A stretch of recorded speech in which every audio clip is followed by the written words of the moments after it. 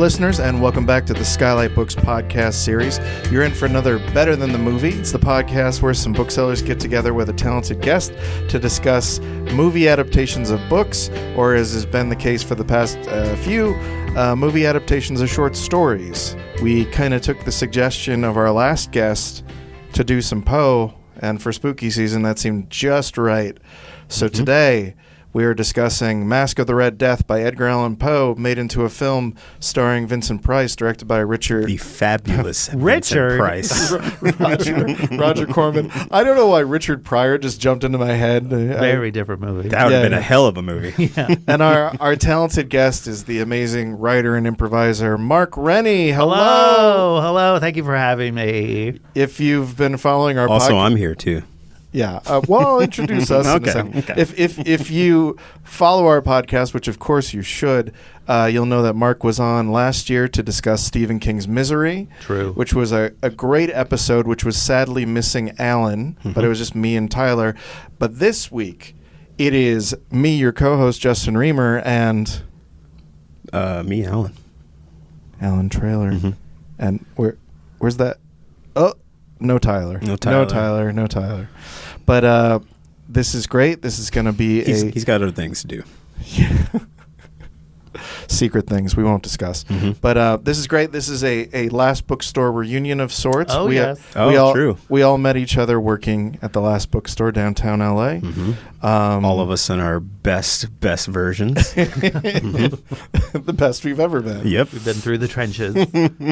And so this seemed like fun. You have a predisposition toward horror, Mark. I know It's true. I love horror movies. because I think one of the last times I saw you out in public was at a screening of The Church last year. Oh, right. That for, crazy movie. Yeah, Oh, yeah, that's a very crazy movie. for Beyond Yeah. Fest. Yeah. It's no Demons, too. Yeah, But well, it's a lot nothing of fun. is, man. That's true. Yeah, I agree. It's sort of like this makes sense as an attempt to make another Demons, but it was You can't. No. all that weird young Ozzy Argento stuff. Anyhow, Banging soundtrack, too. so Mark. Yes. Justin? Question mark? I feel unmoored because we don't have Tyler here. But tell us a little bit about your horror love, your spooky season background, and maybe especially like how Keep you it brief, how, though, Mick. how, Keep how it you very come brief. how you come to our friend Edgar Allan Poe, which you didn't pick, but which we picked for you. Okay. I think like the first horror movie I ever saw, I was maybe like 8. I was at my uncle's house and I saw Poltergeist. Oh, Jesus, that scared the shit out And of me I as a kid. loved it. I like course my you did. parents aren't into horror or anything, but like my family's not into horror. But I was like, this is cool. And Yeah. it's also the first time I remember because we were like, it was like an Arizona night and like he lived in the desert as the winter, so it was cold and there was like no one around. So we just show up in the middle of that. We watch The magic of Poltergeist an Arizona with night. like me and all my cousins. So there's like 12 of us watching Poltergeist with all the lights off, and I think the fireplace. Was That's a good going. setting, yeah. It was great. That's And it was fun. also the first time I remember like my mom made like a joke during the movie, and I was like, "Oh, you can make jokes during movies." So that pretty much was a pivotal. Foundational moment. Moment for my life. And Really then after flipped the that, switch, yeah. we had like cable, but I couldn't ever cable was never a good source for horror. But once we got a VCR and I started growing the VCR, just the video store, like the VHS boxes of all the horrors were just like the most fascinating immaculate. things to me. Yeah. I mean, I was a scaredy cat until high school as far as horror movies go. But yeah, you would have to go into that horror section just to look at those boxes. Yeah. The cover art was so insane. I thought Monkey Shines was so scary. that box. And then I just always have loved horror ever since. I try to watch like every franchise. I'm up on most of them except for Leprechaun and Critters, I think. Sorry, don't come at me. Well, Critters is not very horror-like. It's more sci-fi, I would say. But there's like they're eating people, right? Yeah, but who doesn't? But it's definitely like doesn't? like a subpar Gremlins ripoff. Like in the realm. I would say that. I mean, yeah, Aren't they rated that's R? exactly what it is. They're rated R though, aren't they? Yeah, they're very weird. They They're have no like chud. Yeah, they're no chud. Chud is more grimy and Yeah. and slimy, I guess. I think Critters is one of those that slowly degrades in rating. Like, I think Critters is R, then maybe 2 is PG-13, then maybe like 3 and 4 are PG. Oh, like, no. I really just remember the the alien bounty hunters that are like the only thoroughfare through the Critters movies. Right. Like it's so Maybe I need weird. to check out the Critters. They're very franchise. strange. I think you might dig them, but they're not scary at all. Yeah. Now get ready to get your yapping on with someone else. Like, Okay. But then I see a lot of horror movies. Like I've seen a lot this year. I've gone to a few horror immersive things already this spooky season. Oh, really? Went to Not Like Scary Six Flags? Farm, Oh, okay. which was incredible. Yeah. And then Do they do the thing where they like slide on their knees at you? Sliders. They're What? called. They started in. Have you ever seen Sliders? I've seen the TV show Sliders. This is like they wear like metal like shin guards essentially, so they can like run up and just like slide, like on the ground, like It right sounds up to more you. whimsical than scary. It's not because it's really loud whenever they okay. stop. And it didn't scare me, but every time I thought, oh my God, that person's hurt because they just fall and it's so loud. They fall hard. I'm always my first reaction is always Please like, don't worried. help up the sliders. They're Yeah. professionals. And then I once went to like a horror convention where there was like a slider like exhibition where they're just like sliding. This is like a whole thing? It's a whole thing. They do like extensive training, but sliders started in Knott's. Like Knott's Scary Farm was the first place where like they invented the whole concept home of of it, sliders. alright. School of Sliders. Yeah. Learn something new every day, I guess. So it's been fun like through the years just to see like Halloween gets bigger and bigger every year. Like now it starts October 1st. It used to be like people just decorate the day of, I remember, for Halloween, but now it's like it's huge. No. it's basically Christmas for people that don't like And Christmas. you definitely, and vice versa. I definitely have friends on my social media who are like, September's good enough. Like I'm going to start doing Pretty close. doing It's the pretty pumpkins close. and getting Yes. spooky. Yeah. Yeah. Especially if you want them to be like nice and rotted by the time Halloween rolls around. Yeah. Oh, sure. Appropriate. Have you ever done the LA Haunted Hayride? I did that for the first time this weekend. I have. I did it. I've done it. I did it like 10 years ago, and then I did it again like maybe 2 years ago. And I got to say, now it's just like in a parking lot. Yeah. The hayride used to actually go through like Griffith Park, like through the woods. Yeah. And that was That's what legit creepy. That's what Yeah. I've heard. Yeah. And now you're just like in a parking lot next to the 5, and it's hard to like. You're not really really? worried, or there's nothing What, like like budget cost or like why? I don't know. I think it's just a flatter, wider space. I don't know. So Yeah. it's not as good as it used to be. Yeah, the thing I enjoyed, like, obviously this being my first time, the thing I enjoyed about it was, like, this 6-year-old kid who was just like, I'm not scared. Like, every time, like, someone Sure. would jump up and be like, He just wants you "Rah!" to know. He or just wants whatever. you to know, He'd just be yeah. like, psh, it was better last year. I'm not Wow. scared. Like Damn. So jaded for 6. Last year must have really rocked his world Yeah. too. So He's I- preparing himself. Right. I enjoyed that. We did some of the mazes too. There's like a Janelle Monáe maze this year. When I think really? horror, I think Janelle Monáe. Janelle Monáe. Was it all like robot themed? Yeah, that's the only thing that makes sense to me. Yeah. Well, like basically they have like video like it looks like it must be like HD TVs in the walls that are supposed to be like her spirit like coming out at you sometimes. And like I was mostly like, it's a good touch. But like at one moment she just like yells and there was a blast of air and I was like, oh, They got you? I genuinely was not expecting like air to blast at me. It's right cheap, man. Come on, it's That's cheap. fun. Yeah, and then they had one that was definitely like a Texas Chainsaw Motel Hell situation where there was a fake half body hanging in the middle of the hallway, and I was just kind of like, wait, do I have to go down that hallway? So it was genuinely like I am unsettled having to walk past this fake half cadaver in the middle of the And thing. did it move when you walked by it or anything? Yeah. No, It just but hung it there. was heavy. Like you're like this Okay. feels like some human meat right here. Okay. Yeah. Working heft. downtown, the last bookstore didn't prepare you for walking past mutilated bodies. Yeah, some dead I mean, meat. I don't have to literally rub shoulders with them at least. I guess that's true. Yeah. Yeah. Let's go. But what about in the realm of books? Of horror books? Yeah. Love them. Or I think I Poe. went from reading Judy Blume straight to Stephen King because when I was coming up, we didn't have young adults. Yeah. So I had to go straight to like the dark half. Oh yeah, You we know? kind of talked about that on Misery. Now that I I'm think sure of it, I but did. So I'm a big. Also, did young adults start with Harry Potter? Was that the one? No, there was young Like, adult kind books. of- I feel like it didn't really It exploded. exist. Yeah, maybe that was like the crossover. Maybe. yeah. I remember some interview with Essie Hinton where she was kind of like they didn't know what to do with the outsiders, so it's kind of like she kind of created YA. Right. Yeah. So Oh, and I guess BT Bat too or something. This year I've read a lot of Clive Barker. Read a lot of Clive Barker this year, which has been really fun. nice. Yeah. We did Cabal earlier in the year. Oh, that's one I Nightbreed. haven't read. Yeah. It's pretty fun. What Nightbreed is? Yeah. Yeah. But Nightbreed's like not good. I mean, I love it. You do? I love it. I should watch it? I think you would really enjoy it. The Cabal cut? Isn't there like an Yeah, the extended Cabal version? cut. Is that the better one? It's a little weird because they're using footage that wasn't like ever like finished or mastered used or mastered, yeah. So it's a little All right, dicey, if but I think they're Allan making likes it it. into a. Didn't Apple like pick it up? Someone is like making a Cabal show. I looked it up after we talked about it. Oh, I think. interesting. But I mean, I love that movie. It's so All right. weird. The- David Cronenberg is in it as like the bad guy. Perfect. Beautiful.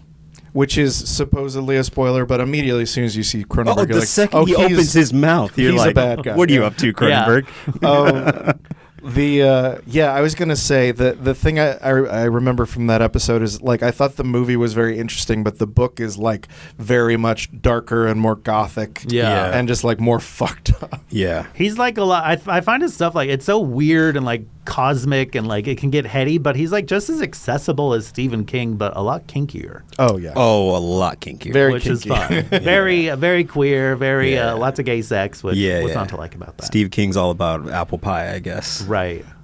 and Describing a woman's breasts and how they move under a blouse. Do you ever? This was back in the day of Tumblr. There was like a Tumblr called Stephen King Boners, Oh no. and it was just literally taking passages in his books of him describing boners and his characters, God. and it's some of the funniest reading I've ever done God. out of context Rest in my peace, life. Tumblr. Yeah. yeah, the internet did something right. So what about Poe? What about Poe? I have to say, even though I went to an American high school, I think I maybe read The Raven once, but I mostly knew Poe from The Simpsons. Oh, interesting. And like the Telltale Heart, they do a take on the Telltale Heart, Yeah. you know. So I kind of knew, and then I never really read any Poe. Yeah. Yeah. I watched that Same. Fall of the House of Usher, the Mike Flanagan one. Oh, yeah. Which wasn't very good, but I was like, Yeah. oh, I like the Poe stories in this. I should read some Poe. That's the Black Mask guy. No, Midnight Mass. Midnight Midnight Mass. Yeah, sorry. Yeah, that guy. And Dr. Sleep. I like Dr. Sleep. I don't know. Look, as far as if you have to do a sequel to The Shining, yeah, it's pretty good. It's an impossible I'll task. say that. Sure. Well, yeah, because also you're not only are you making a It's sequel. got great acting in it too. Rose the Hat. Yeah. We probably talked about this last time. But Rose the Hat. You have to make a sequel both to the movie and to the book at the same time. Yeah, which is and they pretty do difficult. not meet Yeah. necessarily in the middle. So I have no exposure to Poe, really. yeah.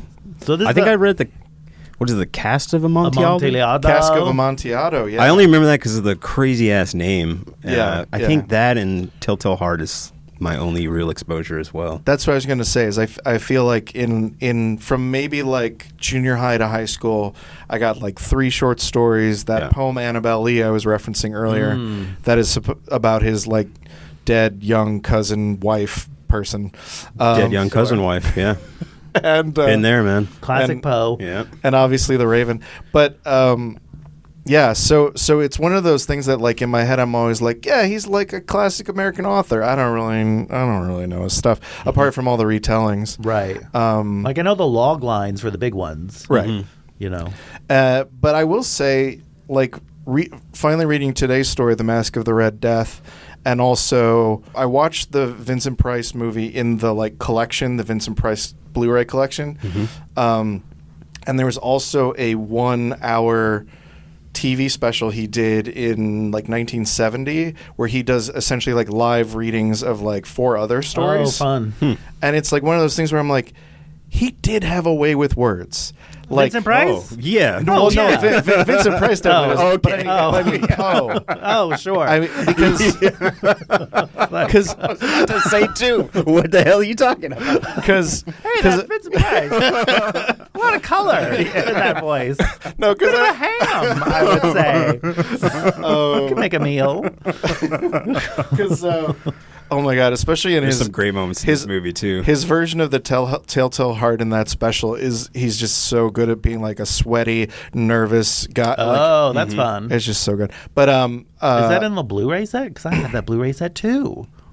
Oh shit! It might be in one. I have multiple of the Vincent Price. It might not be in that first Humble one. brag over here. Sorry, Mr. Media. It might be in Vincent Price 2 instead of Dr. Media Vincent 2. Price 1. Oh, I'm sorry.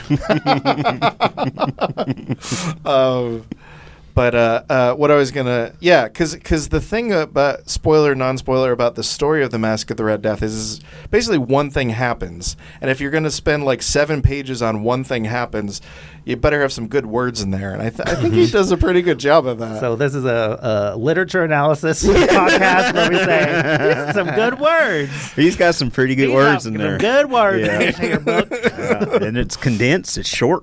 Yep. I To like the point. Yeah. I only had to Google 2 things. Improvisario, or what was the? Hold on. Hold on. Oh, I'm so sorry. Edit this out. No, leave it all in. Improvisatori, which were I was like, what is that? And it's like guys who just made up poems on the spot. As part of like the court entertainment. So I guess it's like early rap battlers. Yeah, must be. And then also the other thing, when he mentions at some point, it's a lot like when he referenced some play or something. It's like, it's a lot like this play. That we all know. That we all know. Oh, yeah. Near the beginning. It's like Helene or whatever. Yeah, I was like, I don't know what you're talking about. Yeah. No, I get it. Sure, man. Context clues I was able to figure out. But there's also stuff that bugs me. Like, well, I want to know what he's talking about. Sure. But I did really enjoy the story, Yeah. if we can talk about that. Yeah. So, how do you guys want to break this down? Just chat. Let's just chat it out, man. Yeah, Right. I mean, it's pretty bare. It's pretty lean, I would say. Yeah. So, well, I guess that's the thing. We can sort of talk about what happens in the story, and then I'm looking through. I kind of made like a bullet point of like what happens in the movie, because much more happens in the movie. So It's much true. more happens in the movie. So yeah, what I also got the audiobook for the short story, if you can believe I did that. And it had like one of the thickest accents I've ever, like I've never listened to an audiobook like in English that is like really heavily accent. I think she was Italian. I'm not entirely sure. Interesting. But like I had to listen to it a couple times because I didn't always understand what she was saying. Oh, interesting. I think that I also did the audiobook for speed's sake. I think mine was like Basil Rathbone or something like that. Oh, interesting. So obviously, I just got mine from the library. So mine too. Shuts Mine was on Libby as well. But yeah. Oh, weird. Yeah. There was more than one. Yeah. Anyhow. Oh well. Yeah. Shouts out to the library. Shout out to Libby. We love it. We love We it. love it. So the story kind of starts out. He's describing this situation. There's a plague roaming the land. A It's wrathful plague. the Red Death, which is not like most of the plagues that we know. It's similar Because in that it kills people. it's like you start to bleed out of your pores. It's like a poetry plague, you know. You bleed out of your pores and pretty die quick. within a half hour. Yeah, half hour. You're dead. Yeah. Yeah.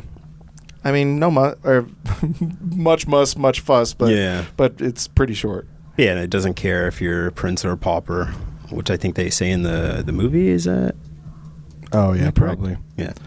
And yeah, so after sort of setting that up, kind of tells us, there's this Prince Prospero. He don't give a shit. He's like, He's throwing a party. Let's have a shindig. Basically, Mar-a-Lago. Yes. Like, if you were to make this now, just make it Mar-a-Lago. And that's what Masque of the Red Death is. Oh God! Put a wall around it. Deny. Yeah. It's Let not everyone happening else if you die. can't see it or Yeah. hear it. We're having a party. Yeah. We're loving our wealth. Maybe don't go through the town that's dying. Yeah. It's interesting on Wikipedia because it describes his like what they call it, a castellated abbey. Yeah. Where he has 7 rooms that are all each a separate color that kind of like all feed off of each other, but in unusual ways. Wikipedia is like, some people interpret it as this, other people say you shouldn't interpret it anyway. Like what feeling did you get from from like this description of these 7 colored rooms. Like, I don't know if I got any like what symbol. I just thought like, oh, it's just like an example like the decadence. Like in the context of the short story, it goes by so fast that I didn't really think much of it other than decoration, like, extravagance. Who knows what these colors meant to people in like 1860? Exactly. Like, I don't know. I'm not some researcher. You tell me, Wikipedia. No one's got time Wikipedia for that. Doesn't know. Yeah. I don't know. I just thought it was like the decadence of like, they're taking even the decor to like the next level. Everything's like kind of every room must be different. Yeah. A new experience. And and it was also interesting too because there's like they all have windows, but they don't actually focus outside. They just focus on like a tripod with a giant flame. Yeah. So they're just being lit by basically artificial light to like just create this it's all about the ambiance, immaculate vibe. But it also sounded like claustrophobic. Yeah. It seemed bad. Yeah, not a great setup. Yeah. I don't remember. Did they describe any of the guests in the story? No, not really. Not really. Not at all. They just mentioned him, right? By name? It's mostly just Prince Prospero and then the Masque of the Red Death. Yeah. I don't think he mentions anyone else. Apparently, when the story was originally published, it was Masque with a K because it was referring to the reveal at the end that the figure you see is the Red Death wearing the mask of a partier. But then later he changed his mind. He was like, well, I don't want to totally give it away. We'll just change it to Masque QUE to refer to the party, which is a mask. Ball. Yeah. There's also a big thing in the story about the clock. Which they kind of drop in the movie, like in the final room. Well, like it kind of it seems like once every hour, like the clock tolls and the party stops, and everyone's like, "Oh boy, oh yeah, that's right, doom is coming, inevitability of fate." But then they just kind of move along from that. Turn up that music, man. Yeah. It's like as much as we want to. Well, yeah, they even talk about the musicians are like forced to stop. Everyone like stops the musicians can't play over the clock. Yeah. It's just everyone's like, I guess we can at least acknowledge that doom is out there, but we're not gonna. Not if you're partying correctly. We're not gonna break it up for that. You can't drown that out with a good party. Yeah, but I really liked this. I thought it like really paid off. I was like thoroughly satisfied by the end. I thought like it had a great payoff. I liked the actual masked Red Death figure was like creepy and unsettling. I thought the ending like was really great. Yeah. And I guess we can spoil basically 200-year-old. So like it takes you 5 minutes to read it. So basically like they're all holed up in this castle having a party, being like, we're not going to get the Red Death, and then the Red Death shows up as a guest and is like, nah, guess what? I'm coming in here too, baby. Can't hide from your fate. Can't hide from you. Yep. But I like also, where's my fucking invite? Yeah, pretty rude. But there's a whole thing where like Prospero like pulls out a knife and like he's gonna stab. Yeah, what are you doing, man? The Red Death, but then he's unable to, and then but the mask is like revealed and there's nothing inside. It's like empty. Yeah. Well, like that's the thing is like everyone's frozen because they get the vibe that this guy there's something weird with this guy. We're not going to approach him. And then Prospero's like, why are you fucking up my party? Goes to run after him. And then like when he comes close, he can't. He's frozen. And does he just drop dead? Is that what happens to It's him? pretty soon after, right? And then then the others run to stop this figure, and there's nothing there. Yeah, that's pretty much what happens. Whoops. If you just invited him, it didn't have to turn out like that. Didn't have to be this way. Didn't have to be that way. Yeah. But, with gooder words. So that's the story. Lots of good words. Lots of real good words. And it still resonates today, I feel like. Yeah. Yeah. Because I thought it was mostly about, like, class, too, but Wikipedia never mentioned that. Yeah. I thought a lot of it is, like, just, Yeah, I think that's the whole point. Is that it doesn't care that you're they don't elite. care about the lessers, the lower class, and will do anything to, but, fate comes for us all. I agree. And I think the movie really latches onto that. Oh, absolutely. Yeah. So let's talk a little bit about that. When we decided to do a Poe thing, I just kind of did a quick thing, like what's considered the best one, and I noticed that like Masque of the Red Death is often up there. It's sometimes it's 1, sometimes it's 2 in people's lists, but it's the one that sort of has the highest budget the cinematographer is Nicholas Roeg, who like went on to do Performance and Walkabout and a lot of interesting films. So I was like, this is going to be the one we can sink our teeth into. Sure. It's interesting too because there's the Roger Corman interview on the Blu-ray, and he's basically like, we decided to shoot this one in England instead of in America because we could get tax subsidies in England. And it's like, yeah, cool, man. Yeah, you're a true artist. That's what you're always about. So is it even worth mentioning at this point? He initially wanted to do it earlier in his series because he's done like 5 or 6 of the Poes with Vincent Price, and he wanted to do it maybe second.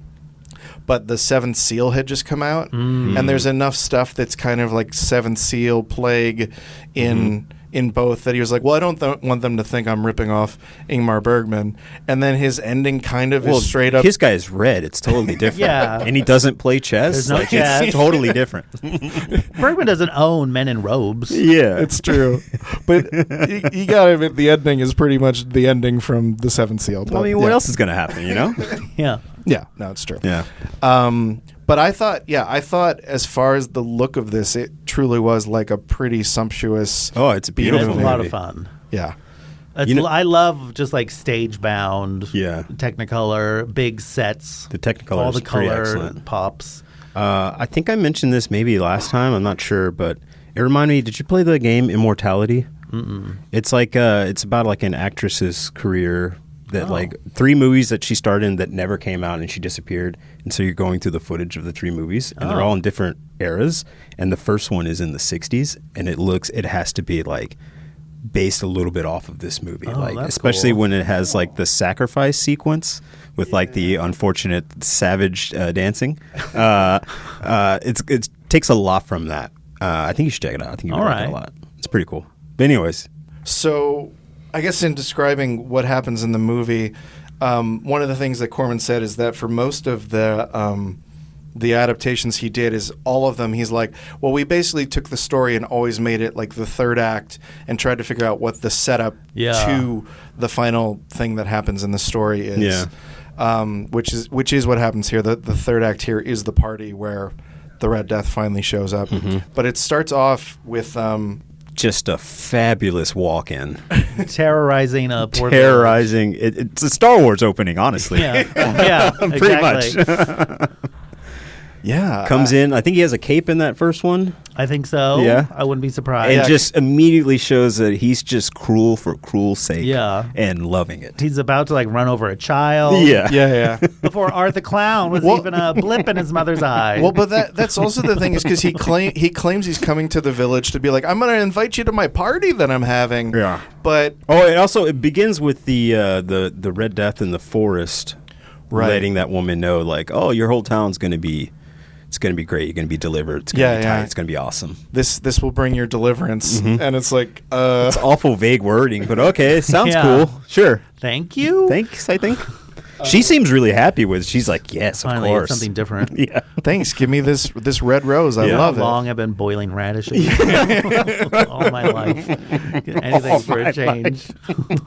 And basically there's the sort of snot-nosed youngster who... Yeah. I mean, not like really young. He's probably like 20 or whatever. Who's like, we've had a prophecy that we'll be delivered from you. We're not going to be your things to be poked around at your party. Absolute wrong thing to say to this guy. Yeah. And so then he's like, cool, I'm going to have you garroted, and that guy standing next to you garroted. And then... Isn't there a line where he goes, I'll have them quartered in the castle. We really put a big ellipse in between that, which I find really funny. Yeah. Well, but that's after like his girlfriend and the daughter of the other guy like runs is like, you must give them mercy. And he's like, okay, which one of these two do you want to save? And it's like, oh, but that's my father, and that's my boyfriend. Shouldn't have given me context for that. And then there's the discovery of the woman dying from the Red Death who met him earlier, and so he's like, you know what? We're going to table this for now. Yeah. You're coming with me to the also castle. Burn the village down. Yeah. Right. And I'm not worried about it. I just say burn it down just in case. I'm not worried about it at all. I also love that the guy's like, how are you going to burn it down? Winter is coming. It's like, we're Red Death is here, friend. Yeah. Like, why are you worried about winter is coming? And then, I think he also says, like, well, it's your day of deliverance. Yeah. Like, so then he fucks brings off to the castle. He brings the woman who's Jane Asher, who was Paul McCartney's girlfriend at the time. I was like, why do I recognize this name? And it's because I just vaguely remember her from like Beatle biographies or whatever. Sure. And brings her Quite an upgrade. Right. Brings her to the castle to obviously start to try to groom her to make her.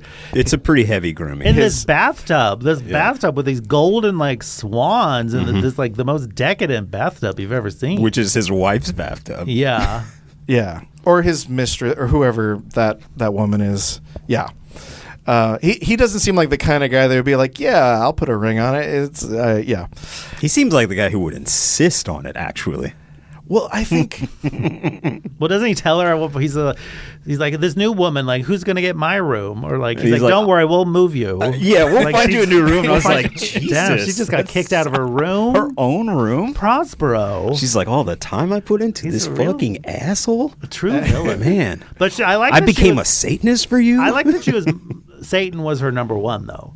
Yeah, which I like that she was more devoted to Satan than she was to Prospero, which I like that. Yeah, but it does definitely even seem more like, so than he was. It seemed. Yeah, but it does definitely seem like she's like, okay, I really gotta like prove it to Satan now. I gotta really pull the trigger on some things I wasn't doing before. Yeah. I gotta like been half-assing my Satanism, brand my chest, and like drink this thing that gives me visions, and like which is it supposed to be like she is actually sacrificing herself by drinking that? I'm not really clear on that. It was unclear. It was like unfortunate that was the only time we saw people of color in the movie, and they're all playing savages. Yeah, I know. It was who real would bad sacrifice scene. people. It was pretty rough. Yeah, it was like a racist version of the Willy Wonka tunnel But she's scene. like, it's like a montage of like 5 sacrifices. Then afterwards, she's like, "Woo, that was great!" Yeah, like, I feel she awesome. Loved, that was like her wedding night. Yeah, she's like, yeah, it was. Yeah. I've totes been sacrificed. This is great. All for you, Satan.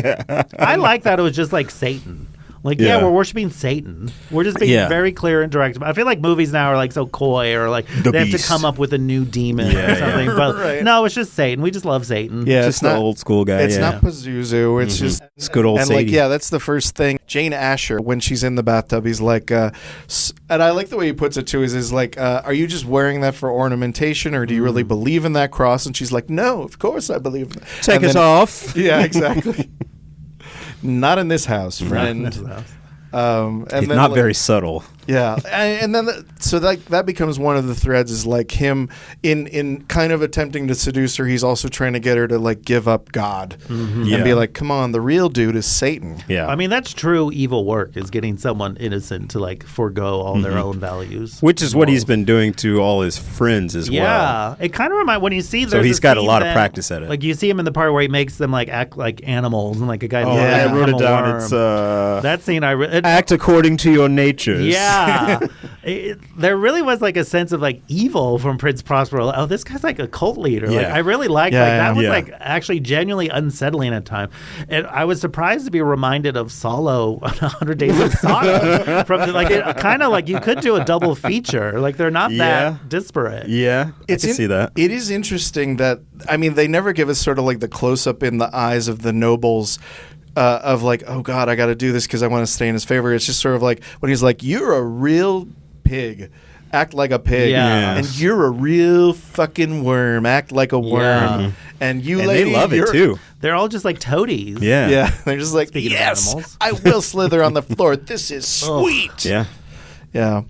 Pretty sick party, all said and done. Yeah, You know? pretty good. There's the one guy who's like very Too much death though. lascivious, Alfredo, who's played by the guy from I looked him up. Oh, the guy with the white hair and the black eyebrows. Patrick McGee.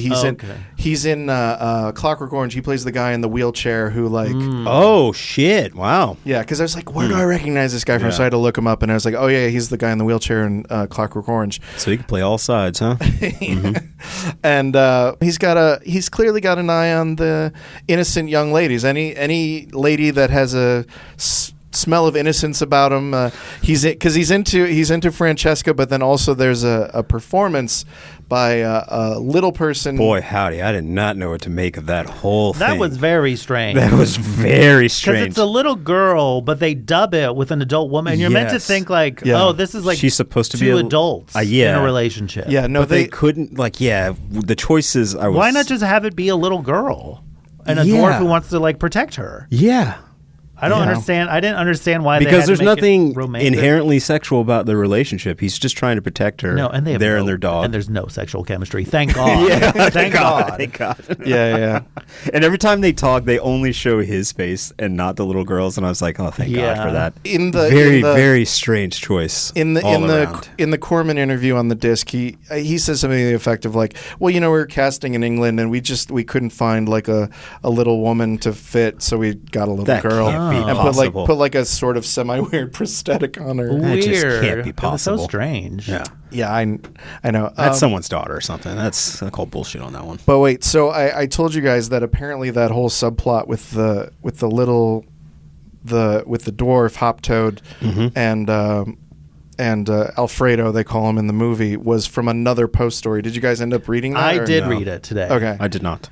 I wanted to. Does that count? What'd you think of the story? I like that. It was kind of like endemic of the movie's adaptation of like, oh, if you were just more faithful. Because in the story, this jester tricks the king and his entire court into wearing ape costumes, and then he strings them up and then burns them alive in front of the entire court. Yeah. But in the movie, he only does it to one guy. Yeah. So like kind of the movie in some ways like de-heightens what the stories did. I felt like it was the same way with the colored rooms, like that they do like 3 or 4 colored rooms in the movie instead of 7. At the very end, the other colors show up, and I was like, well, what are these now? Where have these colors been? Yeah. But it's clear like we have a budget for one guy in an ape costume, and we have a budget for... although, it would have been way more interesting to see like him string up like the whole like crew. But then I guess it has to be about that. You know what I mean? Like it is weird to just merge it with this kind of in general. Right. For the most part, though, I liked all the additions the movie made. I did think it just kind of, not to skip ahead, but the actual Masque of Red Death sequence was just kind of like, oh, if you just stuck to what the book did. Yeah. Or what the story did, you would have been better. I don't understand why and that mask they used was... What a letdown. It's like a veil. He's like the original Orville Peck or something. Yeah, it's very that's Orville a good call. Peck-ish. That's a good call. Yeah, just do like a skull or something. Yeah. Like a gold skull or something. Yeah. Well, yeah, and then the payoff that like when they reveal it, it's just he has the face of Vincent Price as well. What a face. I mean, it's a great face. Mm-hmm. So I thought the Hoptoad was kind of, I think that's what it is. Well, in the movie, for whatever reason, he's Hoptoad, but the story is called Hop Frog. Oh, okay. Actually, the full story is like Hop Frog or the 8 chained orangutans. Yeah. He's like always giving out. away the thing in the title, man. You got to simmer down, man. You mean if you hadn't known, you would say, 8 chained orangutan. I know where this is going. I know where this is going. He's obviously going to string them up and light them on fire. Yeah. Next story. And then scurry up the chandelier and get out of there. It does make Does me he think, scurry up the chandelier? In the story, he does. That's kind of through amazing. the skylight. Well, yeah, it's supposed to be more of a ruse in the story where he's just like, oh, let me see who these orangutans are, and he's like up on the thing and he's like waving the torch around and then catches them on fire that way. So that way the people at the party just assume he's a an accident. He's a bumbling oaf. Oh my goodness! There's no way he could orchestrate this. Right. But it's also funny because, like, in the movie, it's almost like his premise is like, if you really want to be impressive to Francesca, what you need to do, ape costume. Mm-hmm. It feels arbitrary in the movie. There was one great because I was kind of buzzing through to get the sort of like beats of it for today. When Alfredo first puts on the ape costume, he's just like, "Oh God, it's hot in here." And little foreshadowing. Yeah, no. Hoptoad says it will get uncomfortably warm, but not for long. Oh, true. Very good. Very good. Pretty I good. Also like that ape costume was like straight out of the 60s. Yeah. Like I don't think whatever era this was taking place, the 1600, I don't know when it was taking place, but this ape costume is like straight out of the Montgomery Ward. In Poe's story, it's like it's a convincing 8 orangutans, and people are like, oh, what the hell's going on here? Yeah, and like the costume is made out of like tar. It's like how the costume is made, which that's flammable. Yeah. Because in this movie, he like has to throw brandy on him. Yeah. Right. But in the story, he just lights a torch to him. And then, Vincent Price is kind of like, that's cool. Yeah, that guy probably needed to get lit on. Yeah, in like, fact, he's whatever. like, give him like a five pieces of gold. That was a great bit. I Right. loved it. Yeah. He burned one of my oldest allies alive. I loved it, dude. But I guess like if he had burned 8 people, then He would have had to say something. But also, it feels like a de-heightening then to just do the Masque of Red Death. Yeah, After you've seen sure. 8 people in 8 costumes burn alive, Yeah. I think that's your ending. You know what I mean?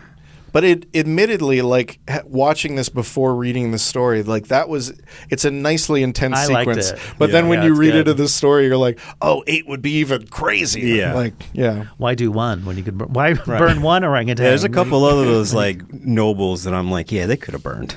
That would have been nice.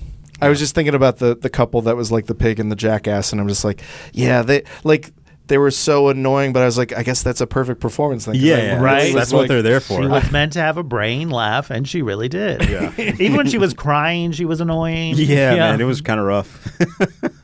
But I like that Prince Prospero was like a man of many talents. He was also a falconer, and also like an occultist. Yeah. Well, it's definitely you're He's right. bored, You're right in Yeah. that he's very. He's got a lot of hobbies. He's very consciously a cult leader, like you said. Like he even sort of talks about his philosophy of like, a lot of my ancestors have thought about like psychology and like how to Manipulating control others' minds. Yeah, And so, yeah. I liked all that stuff. Yeah. But Hannibal Lecter would never get caught in that shit. He might though. He would get Vincent away. Price? I don't know, man. He would get away from the Red Death for sure. Wow. Okay. How would have Hannibal Lecter handled COVID? Would he? I mean, he probably would have, considering the first season. He's already got the mask. of the Hannibal That's TV show. right. He probably would have smelled it and just stayed away. I'm out. Yeah. You ever see the Hannibal TV show? No. It's actually like I got hooked on it, and just I know people love it. People love it. I'm definitely not typically a binger these days, but it was literally like, all right, let me give this a try, and then I all 3 seasons just boom, boom, boom, That's boom, fun. boom. Yeah, it's kind of a little bit of a letdown when you can tell that the show makers know they're running out of, they're going to get canceled. They're running out of time. no. So the show kind of has that feel where it's like, I hope you wrap it up good. They wrap it up pretty good, but but inevitably it has to feed into Red Dragon. Oh. Inevitably it's going to be Red Dragon. Yeah. So, yeah. Well, that was a nice tangent. Yeah, of course. Let me see. Are there any other interesting? I mean, one of my favorite things that I wrote down is where is it? Well, I wrote down holy fucking shit using this voiceover for the girl. We already talked about that. The appropriate response. Oh, I also when he's first starting to groom her and he's telling her about things and his ancestors, I wrote down her quote. It's I cannot answer. I have no learning. And I was like, that's going to be a new phrase that I just Cannot dropped. answer. I have no learning. Yeah, it's deeply sad in the movie. Yeah. But I was like, that's a good phrase. It's when his wife Juliana fully goes Team Satan. Yeah. And gets a little bit more than she's bargained for. Right. And is immediately falconed to death. Right. Was that a falcon or the rave? A rave? It was a falcon. I assumed it was his falcon because why show him? Right? It had to have been the That falcon. whole scene, she's right next to this clock that has this swinging. What do you call those? The pendulum. The pendulum, like a swinging blade. The whole time I'm like, Chekhov's swinging pendulum. No, it's the falcon. Chekhov's it's the falcon the whole time. She does, well, I thought she was going to maybe fall into it or get her head sliced off or something, but nothing. I agree. I think that was an intentional misdirect. Both him being hey, remember when I made Pit in the Pendulum?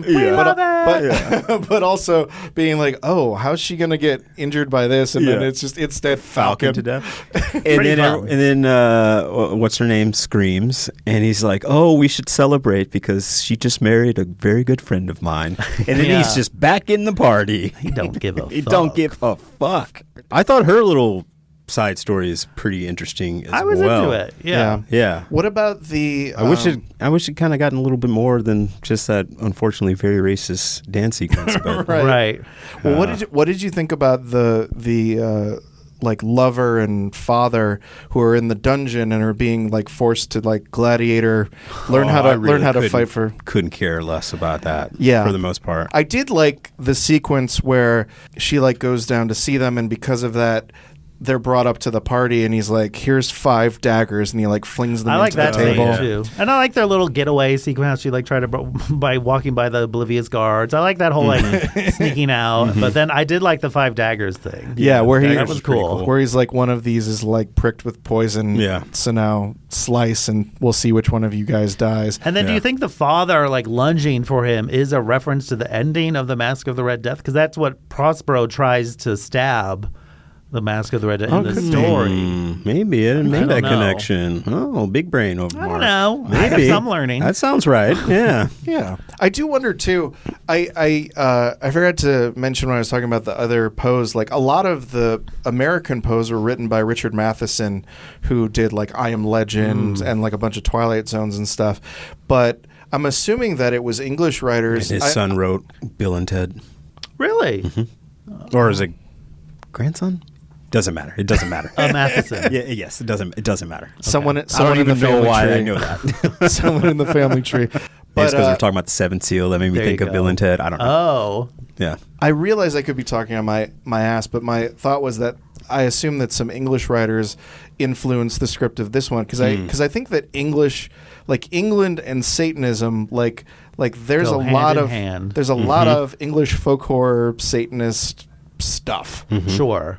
Well, that's more. Isn't like the folk horror England like more pagan kind of thing, like Wicker Man? I guess that's true. I feel like Satanism I feel is that's American. But for Corman, that's the same thing, right?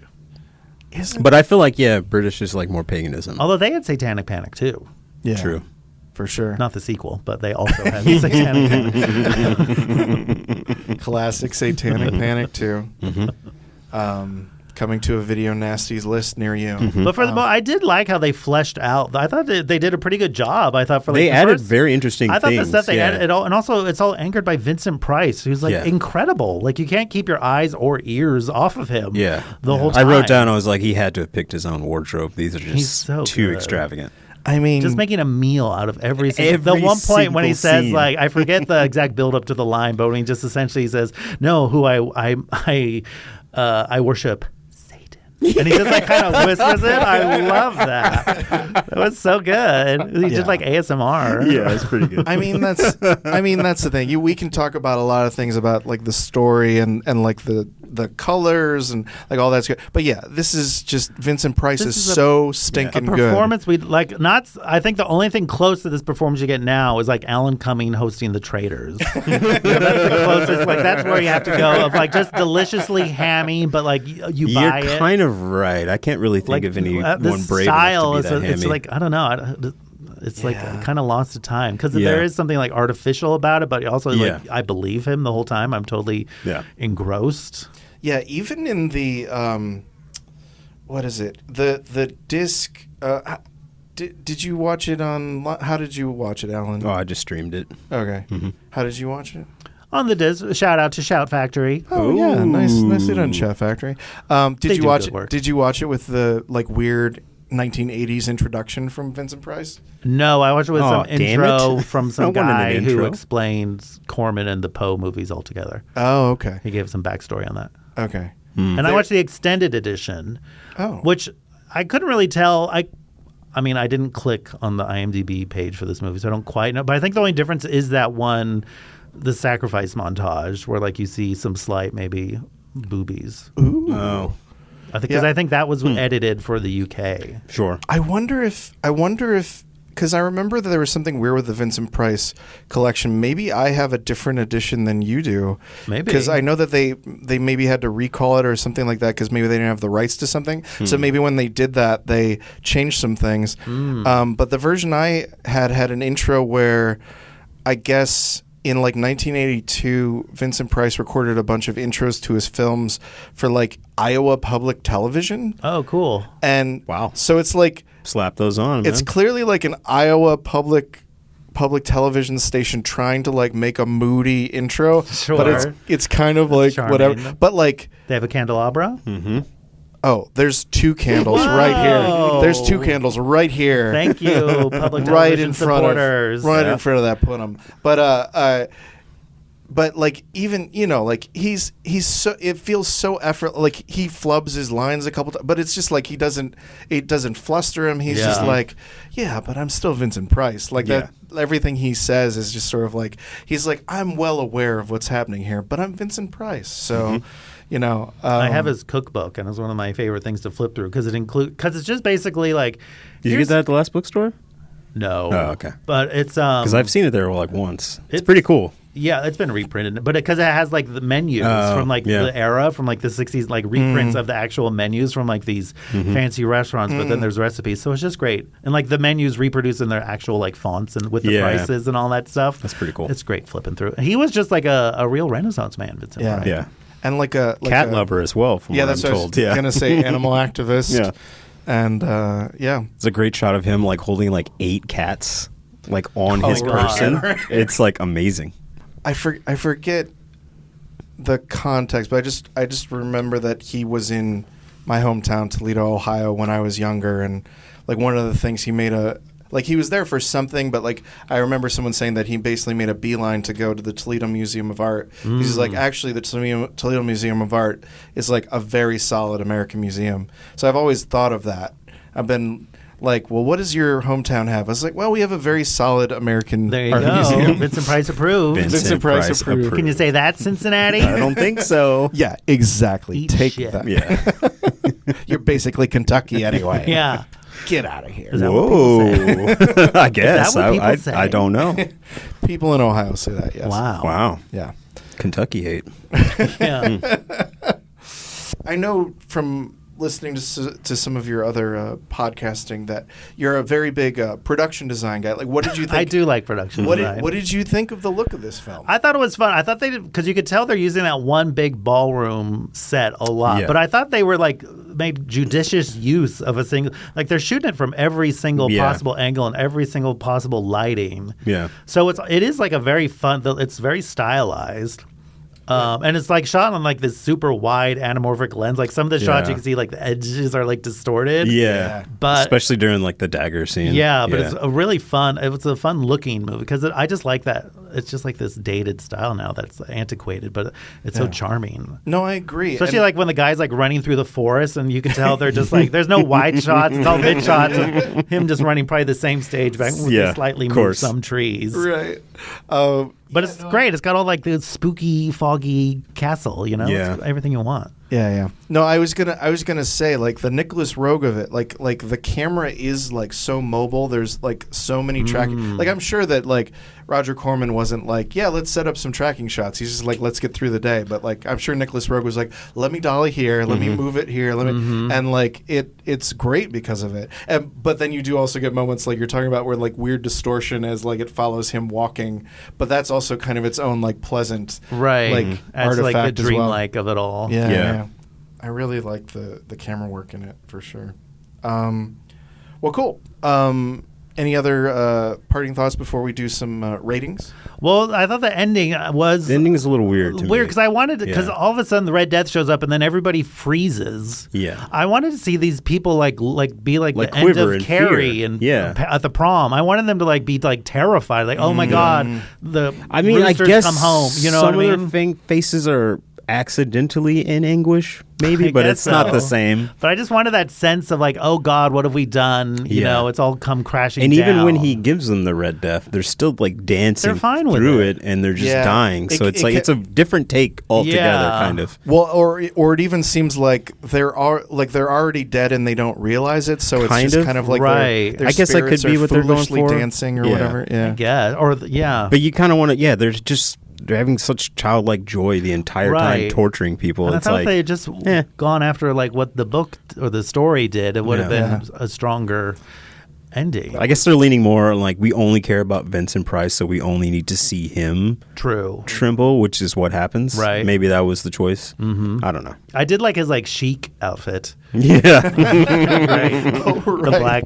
chic outfit. You must be my friend. Wait, you're not my friend. No, surely are you Satan? Have you come for me? He's so good. Yeah. You could see there was like one of the notes on the movie, like this part has been sampled by some death metal band. You know, some of the dialogue. Like, of course, this should be introing. You can take any snippet of Vincent Price dialogue and then just add at the absolutely. end. You know, absolutely.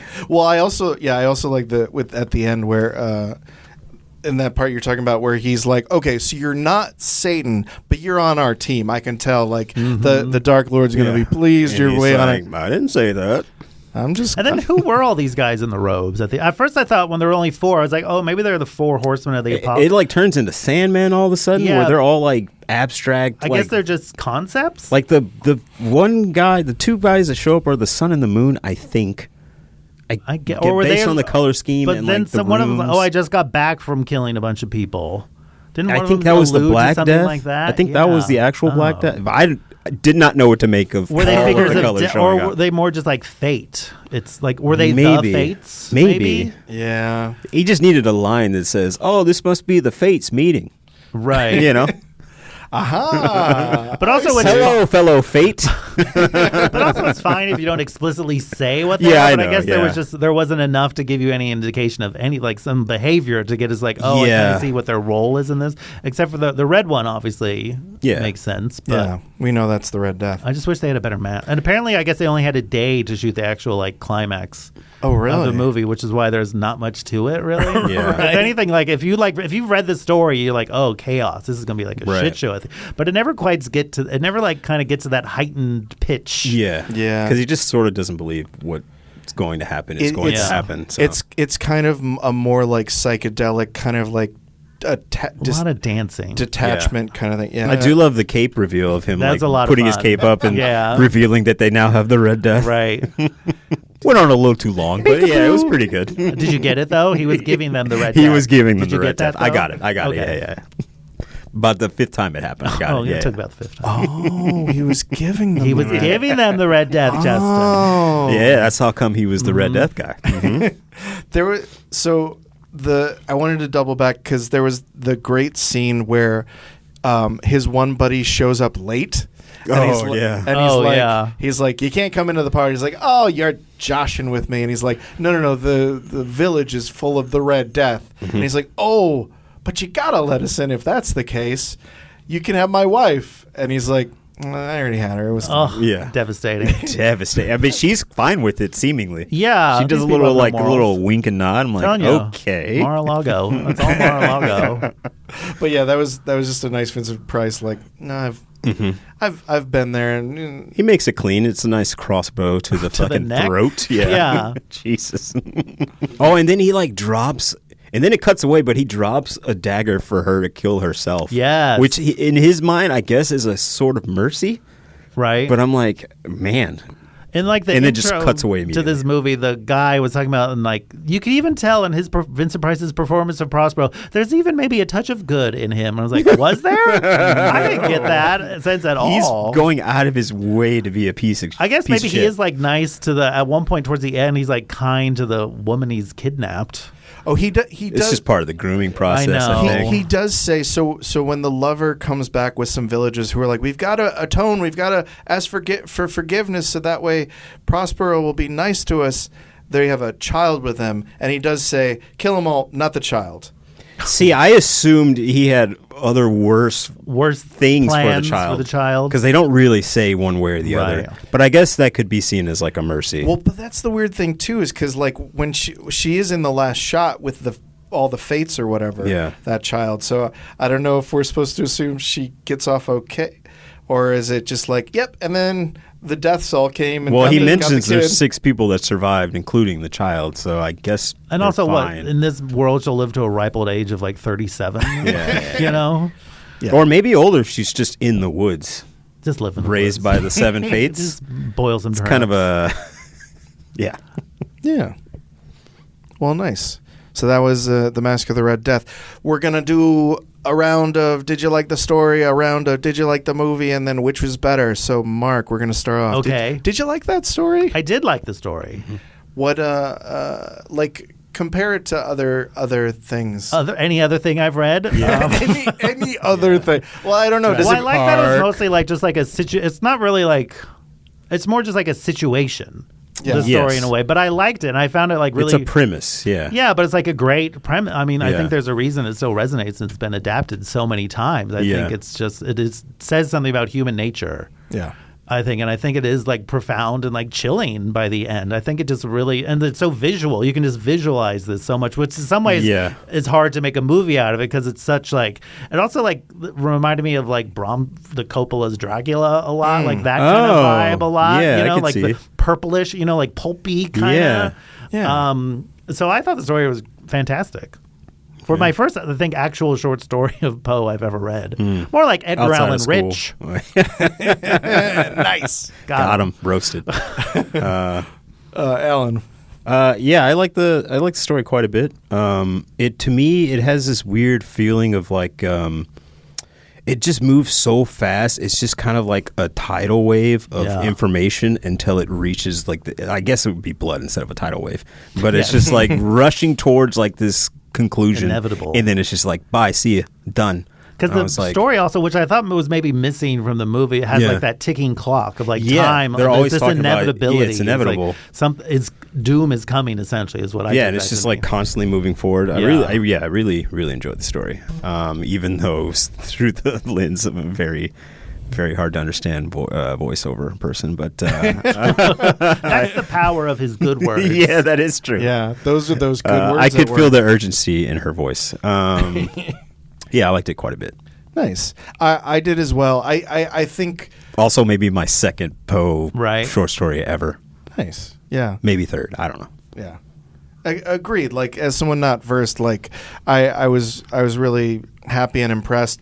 But then I felt like what he does in Masque of the Red Death is kind of different from what he does in Hop Frog. Like reading those, like after learning that Hop Frog was, used as a subplot in the movie, and then reading it, it seems like there's so much, Hop Frog feels like very, like much, like even more, like you're saying, it's a Masque of the Red Death. There's a tidal wave of just going. Like it felt like Hop Frog was really just like boom, boom, boom, boom story. Yeah. Traditional like short story. Whereas there's just like a lot. It felt like a lot more poetry in Masque of the Red Death to me. Yeah. Not that there's nothing like interesting or flowery about Hop Frog, but it was interesting to me because I kind of wanted to. I kind of wanted to look up when they were written because it felt like different modes. It honestly reminds me of our last one a little bit too, the swimmer, of how it's just perpetually moving towards this increasingly dark ending. Have you ever read that story, The Swimmer by John Cheever? Never read it, never seen it. It's pretty good. I think you would like both, especially if you like this. All right. Yeah. Does he get like trapped in the drain or something? Yep. Yep. In the drain of time. Oh Yeah, no, he's in the but don't pool, we his all? organs get pulled out. Oh It's a whole damn! This thing. sounds awesome. Yeah. Take that, Chuck Palahniuk. Yeah. Take that, Chuck Palahniuk. John Cheever's got you. Our Yeah. finest wordsmith. Cool. All right.